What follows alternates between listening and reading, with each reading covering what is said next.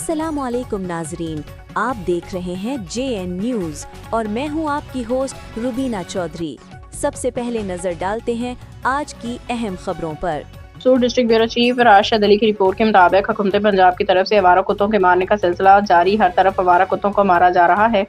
और ऐसे ही ललियानी Mustafabad new दफ्तू road में आवारा कुत्तों को हुकूमत की तरफ से जहरीली अद्वियात डाल के मारा गया। आवारा कुत्तों को मरने के बाद उनकी लाशों को उठाने का कोई पता ही नहीं आया, कोई भी नहीं आया। अहले मोहल्ला का कहना 3 से 4 दिन हो गए कुत्तों की लाशों को उठाने के लिए कोई भी नहीं आया, उनसे बदबू आना शुरू हो गई है। अहले मोहल्ला का कहना है कि LFJMC वाले कूड़ा करकट उठाने के लिए आए, हमने उनसे बोला कि इन कुत्तों की लाशों को बिठा लें, उन्होंने जवाब दिया कि हमारा काम नहीं है। अहले मोहल्ला का कहना है कि हमारी टीचर कसूर से दरख्वास्त है कि इन लाशों को जल्द से जल्द उठाया जाए।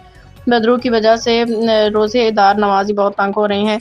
अहले मोहल्ला का कहना है कि जिस इदारे का भी काम है उन्हें जल्द से जल्द भेजा जाए, इन लाशों को उठाया जाए।